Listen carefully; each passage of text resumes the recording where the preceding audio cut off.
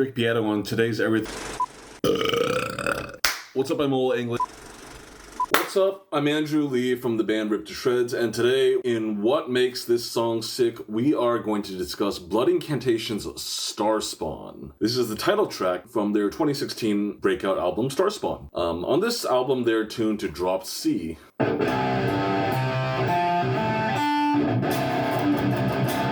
And this song is through composed, meaning there are no repeating sections. It goes from section A to B to C, so on and so forth, without repeating A or B or C. I transcribed this song maybe 10 years ago and put it up on the Ultimate Guitar, and I realized there were some errors in it. So I fixed those and re-uploaded the tab. Check the description for the link if you want to download the tab, or you can just look at the tab that's on the screen and follow along there. So the song starts with this simple 3-note finger pattern that goes across the bottom 3 strings.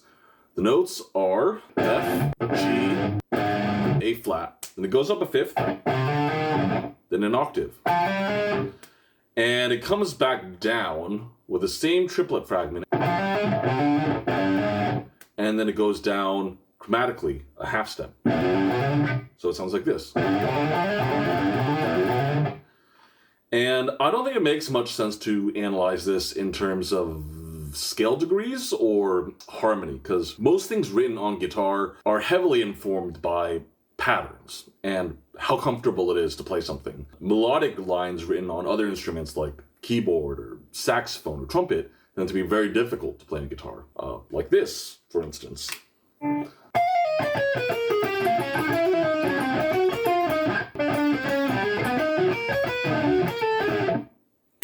See what I mean? So symmetrical fingerings are super common, especially in the playing of Paul Gilbert or Holdsworth or Van Halen. Because that's very convenient to play. It sounds cool when you move it across a whole bunch of strings. So the second guitar plays the same line up 2 frets and starting on the G string instead of the C, like this. On the first triplet, and then on the subsequent 2 triplets, it forms a power chord with parallel fifths. And a lot of the harmony in this song is going to be based on fifths and fourths. Paul has mentioned being a really big fan of Death before, and that was something that Chuck Schuldiner did all the time in his songs. So I think that is probably where it comes from. These 2 guitar parts are hard-panned, 1 in each ear. It creates like this pretty disorienting effect before the rhythm guitars move into a simpler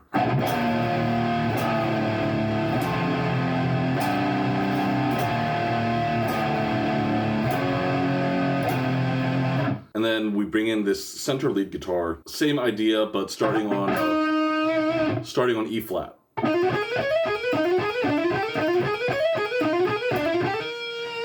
A quick side note about the production. Blood Incantation went to world-famous studios in Denver and recorded live as a whole band to 2-inch tape. And I believe they also claimed it was mixed in analog. You can hear little inconsistencies in the performance where it's not perfect and they aren't completely tight and synced to each other. I think it makes a pretty good PR quote to say everything was tracked live to tape. I'm not convinced it sounds any different than it could have if they had recorded to Pro Tools digitally. If they wanted to record to Pro Tools and not touch the performance at all, they could have easily done that. Their follow-up, Hidden History, was also recorded live to tape at World Famous, but it sounds a lot tighter and more modern to me. I mean, I like Starspawn a lot. I think the songs are definitely better, but the drums on Hidden History are a lot more powerful and impactful, especially on blast beats. The snare on Starspawn kind of disappears like this, but the snare on blast beats in Hidden History are nice and loud and powerful. Okay, so coming out of that blast section with the lead melody, everything suddenly slows down to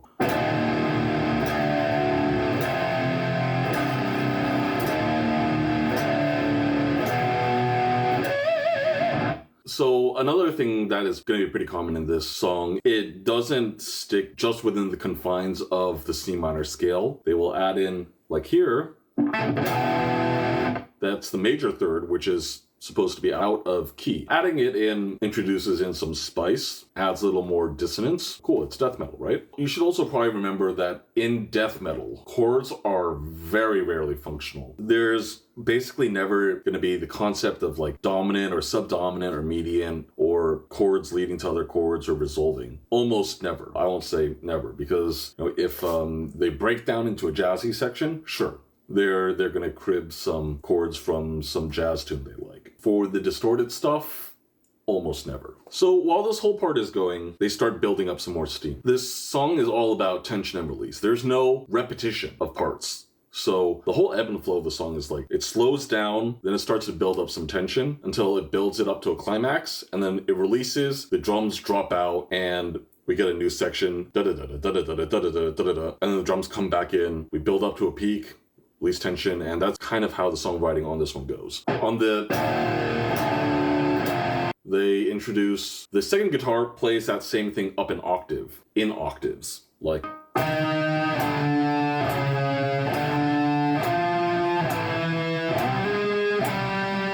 before we get this new riff. On the second time the riff comes around, the drums pick up, start blasting. The clever thing they do that I like a lot is where they take the turnaround of the riff, and they use that to transition into the next part, which goes like... The way that the song comes out of it, I have it notated so that it's like 3 bars of 4/4 followed by a measure of 2/4. I think the way the groove goes, the one of the phrase itself is this. At the end of the blasting section,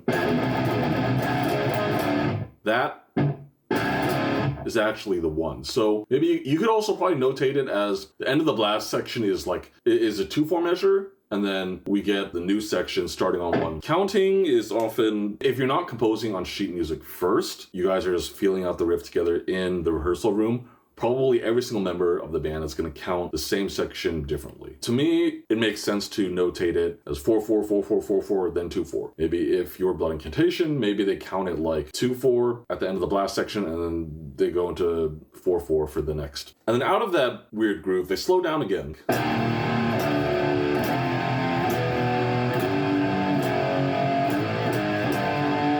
And I would view that as really just...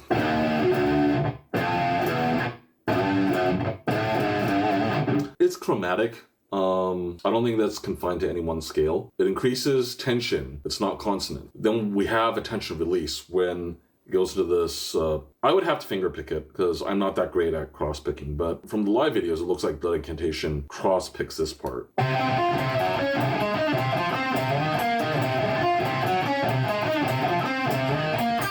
So if we look at the notes, obviously it's based on C. You get a C, C, F, which is like a C sus4, I guess. C, G flat, D flat, which is like a G flat 5 over C. Then you have a, which is C, A flat, E flat. So like a C minor with a flat 6, and then, which is like C sus with a different voicing. I guess the closest thing I can think of when it comes to guitar music is pitch axis theory for explaining this part. None of these chords have a third. Almost none of these have a third, which makes it like super ambiguous. And if you never heard of pitch axis theory, Joe Satriani talks about where you use like a single common tone to move between a whole bunch of chords that are unrelated. Here, our common tone is C. You could have a C major 7, C Lydian, C Mixolydian, C Phrygian, all these superimposed on top of the C note. I don't know if that's what Blood Incantation was thinking when they did this part. I've never met Paul or any of the other guys, but I would love to know what they were actually thinking.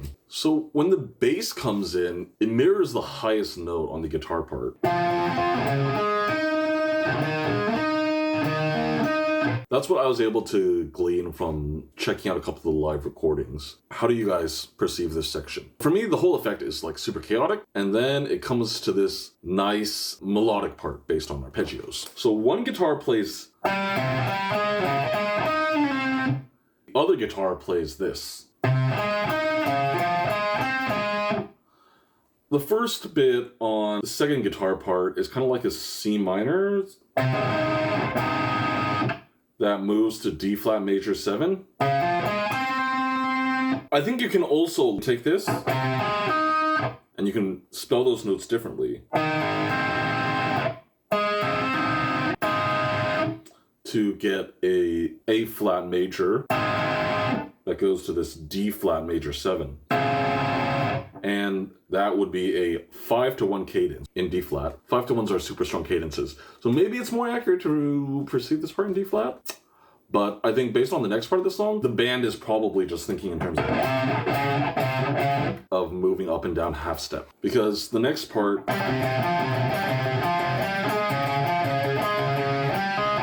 so this part, using C as a pedal note, the 5, 4, just pedaling off the C here before moving up a half step and back down. And it just kind of repeats like that. Initially, the second guitar is just reinforcing that C tonality by playing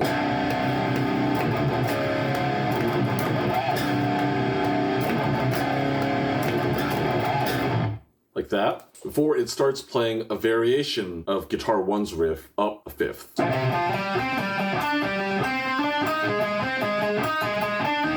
The lead guitar comes with an arpeggio, which is just, C minor, and then that little melody targets the major 7. And again, that's another out of key note. Regular C minor is just, so this major 7 is out of key note. Add some tension, add some dissonance, and then that little rub of tension is released with this riff, which is like basically the intro to Death's Trapped in a Corner.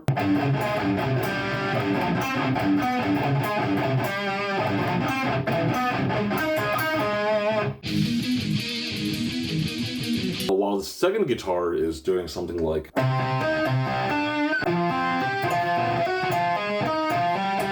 something that we should also note here is somewhere around the mid-2000s, prog metal bands were really abusing this stacked fifth sound.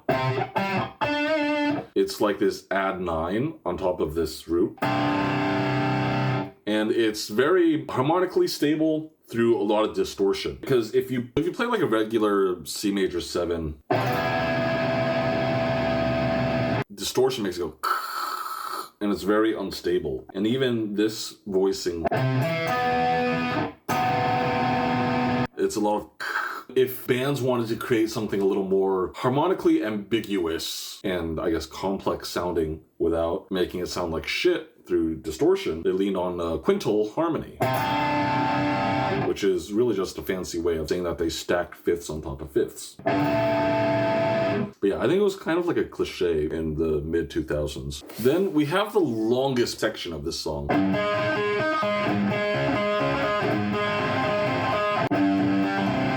That whole part is very similar to this early 2000s prosthetic band called Scale the Summit.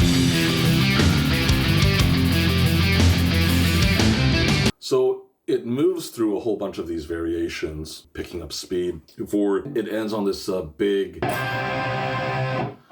And then we get to the solo. So underneath the solo is pretty simple. The rhythm part goes like this.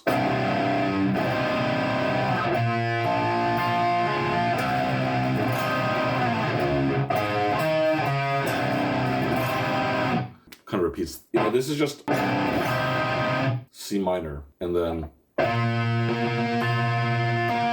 there's no third here, but you could call it like the 7th chord. 7 of C. We're back to C, and then it moves up a half step. D flat sus2. It repeats until the end of that section. So the solo is pretty simple. It just goes through C minor. It starts with this phrase.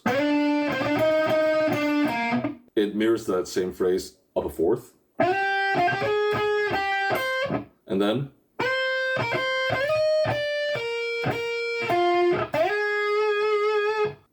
finally landing on that A flat to match the... A lot of the resolutions that Paul uses on the solo are like on the fourths of the underlying chord. or the fifths, or the root. He doesn't really target third or sixth or any other note. But, fifths and fourths and roots are very stable. So safe notes to target.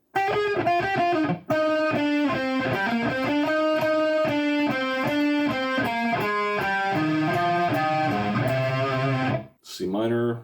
And then you have this tapping part, which starts with like a C minor triad. C, minor third, fifth. Then he moves it up a little bit, which is like C sus4, which is like F minor, E flat major, end on C there. We go through some more like pretty scaly stuff to end on C. And then we've got the very last riff here, which is like pretty ambiguous.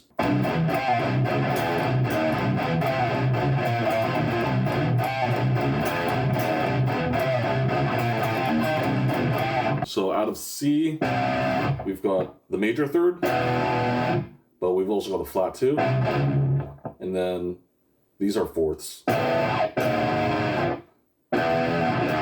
the major third and the minor third. It's a bit ambiguous, so mostly it just sounds like chunky and evil, and it reminds me a little bit of like F or G era Morbid Angel. That part creeps along with constant double bass and halftime snare. At the climax, the drums switch to a blast beat. We're still playing this.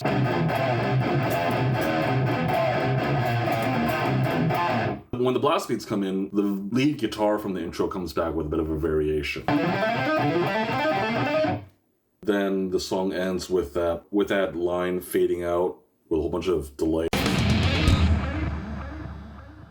And that's, I guess, a pretty common device used all over Blood Incantation songs, with stuff fading off into the ether with a ton of reverb and delay. So I would say this song has a lot of stuff that is pretty uncommon for underground old school death metal. My perception of like later FG, Morbid Angel bands that copy them tend to sound like really modern, like Gojira or something. So it's cool to see Blood Incantation do the pinched harmonic and chunky stuff with like a more old school vibe. Then of course, Scale the Summit is totally unpopular with underground heads because they were like an instrumental metalcore prog type band. But obviously, underground metalheads can get down with those types of riffs as long as the band is like wearing the right clothes and they got long hair and bolt thrower cutoffs or whatever. And also, do not fucking mention Time Ghoul in the comments, okay? That band is awful, and no one actually listened to that band until Dark Descent reissued their demos or whatever. Yeah, Nucleus was influenced, but Dave is like a weirdo. Love you, Dave. So, Starspawn. Really one of my favorite... I mean, I love their epics, too. Vitrification of Blood, Part 1 and 2, which is part of why I tried to do these super long ripped shred songs. This one's like real tight. It does do a lot of things that they didn't really do in other songs, especially like the Scaled Summit stuff. But of course, Death and Morbid Angel is like all over most BI songs. That's really all I have for today. Next week, we will look at guitar modes and how they apply to gore grind. So I will see you guys then. As always, eat ass, blast fast, and peace.